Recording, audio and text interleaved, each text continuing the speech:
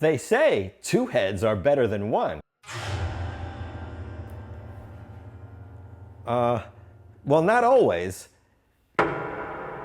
It can be a little creepy. But are two decks better than one?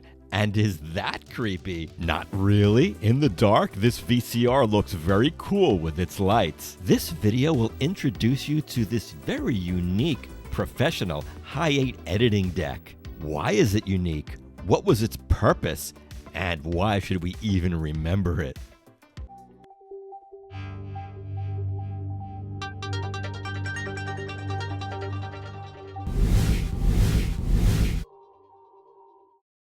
What makes this deck unique is that it's a player and a recorder internally wired into the same unit. This deck is actually two decks in one. Two mints in one.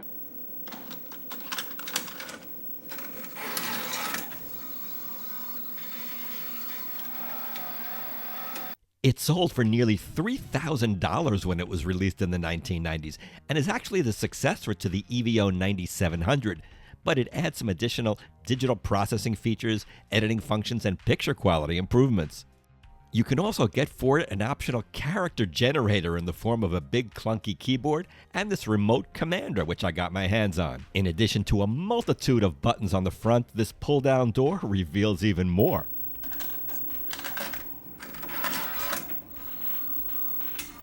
Does that sound familiar? Well, if you ever had a Sony 8mm camcorder, you might recognize it as that same sort of cheap-sounding mechanism that makes it sound like the camera's going to break at any moment. The one thing that's a little glaring in its absence is the lack of a counter on the deck itself. So when you shuttle the tape, you don't know exactly where you are, or you can't even see the tape in any sort of window to get an idea of what position you're in. But as an editing deck, there are a lot of features: assemble editing, insert editing, time code, serial ports for RS-232, digital picture processing functions, a variable headphone out for audio, in addition to AFM, PCM audio, and the ability to mix between the two in a host of combinations as indicated by the green lights going in a various degree of directions, which can look a little confusing. But not to worry. To make the process a little less complicated, Sony was nice to include these quick editing reference cards with the deck to make the process a little easier. But if you want to keep it simple also, you can just put your tape in the player, put your other tape in the recorder, and hit record and play at the same time, and there you go, you've got a copy. As a little history, Hi8 started as a consumer format. Now, there were some more professional decks that came out, but most editors were using half-inch tape like Super VHS or even Betacam.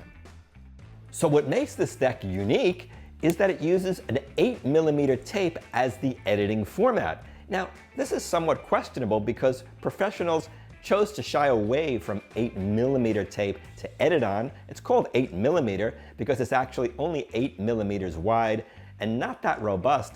Because it's such a thin tape, during shuttling it back and forth, it's prone to breakage and damage, and it's also prone to dropouts, which we're all accustomed to seeing from our 8mm camcorders, which is ugly and really can ruin a scene. 8mm tape systems were also prone to getting dirty heads and therefore resulting in a snowy picture that wouldn't track well. So a lot of maintenance was required using 8mm, which again is kind of curious why Sony decided to come out with this deck in the first place. And perhaps that's one of the reasons it didn't have much popularity and gain much traction in professional editing circles. So when you have tapes in both the player and recorder, you can see the live output of both tapes, and one is in a little inset window. This makes it very convenient to see where you're at in the process. The wired remote control goes directly into the controller port, and you can select either the player or the recorder, and then the buttons on the commander will control that deck. Sony claims this deck can do slow motion, and technically it can, but is this really acceptable? Not really. This is about the best you can do, and the slow tracking adjustment doesn't really work too well. You can also go in reverse too at various speeds, and when you go backwards, you get that funny effect that we sometimes laugh at. It's going backwards! So there is an on-screen counter available through the menu, and as you cycle through the menu buttons, you will get a variety of different effects, such as backgrounds and fading if you want to do, a transition for the fading, external sync. There is some sort of buzzer. What buzzer? Good question. But these features make this a full-featured editor. So let's rewind back in time for a bit. Before there was non-linear editing, this was linear editing. VCRs and monitors on your desktop, costing a lot of money, taking a lot of space, and taking a lot of patience. But if you just wanted to make a copy from your camcorder to your VCR to give out to family and friends, that was pretty simple to do. Decks even came out for the consumer, which went from 8mm to VHS. But whenever you made a copy, there was a price to be paid, and that was called generation loss. And it's not what you think in terms of older and younger people. No, generation loss is the process of losing quality as you make copies. Let me show you an example here. This is the original Hi8 footage that was shot with a Sony CCD VX3 semi-professional camcorder.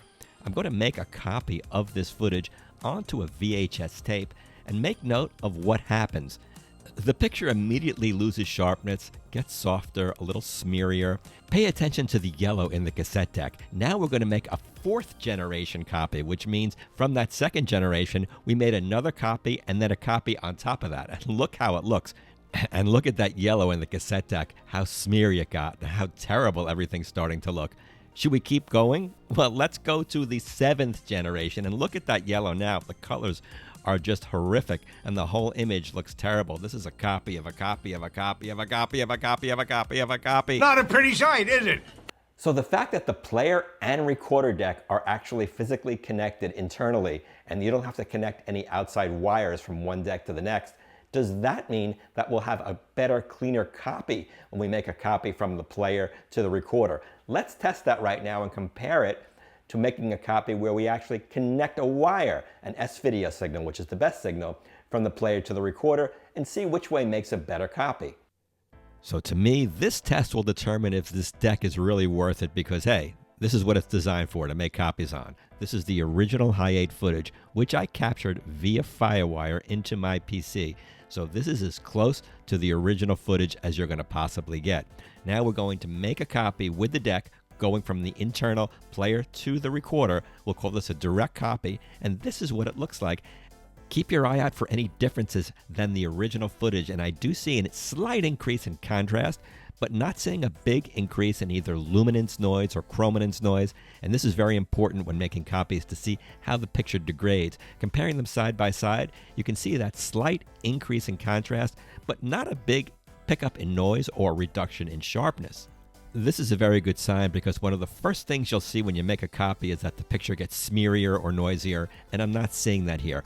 Now let's make a copy onto the recorder the traditional way, where we go from an outside player, and I'll use this Sony 8mm player with an S-video out for the best possible quality, into the input on the recorder to see if there's any difference, and we'll call that an indirect copy. Notice that the contrast does not increase here, which is interesting, but I do see a little more noise, especially in the street, and the copy also looks pretty good, but I think the direct copy may have been a little better and a little more punchy. And the direct copy controlled the noise better. So besides for making good copies, are there any other purposes for this deck? Why did Sony come out with it? How should I know? Actually, there is one other benefit, and that is it is a great space saver. Considering that it's two VCRs, or VTRs as they called it back in the day, it has the footprint of really one unit because they are internally wired, so you do save space on your desk. Back in the 90s, computer-generated video tools like the Video Toaster and other special effects generators required you to have multiple tapes running at the same time, feeding into your SEG in order to create the transitions. So by using the line outputs in the player and recorder deck, they could both become effective feeders into your video switcher or video special effects generator. And since the 8mm format is so prone to damage, what's nice about this setup is that as soon as you shoot your 8mm footage and you get back, you can make an immediate copy on this deck. So if something happens to your original tape, you'll have a backup, and it's real easy to make that backup. Hey, it's better to be safe than sorry. Oh, he's right. Better safe than sorry. So it looks like you're sold on the deck and you want to buy one. Where do you go about sourcing it? Well, they do show up on eBay fairly frequently. Just make sure that you're not buying the EVO-9700. I mean, you could certainly get that deck as well, but the 9720 was the successor.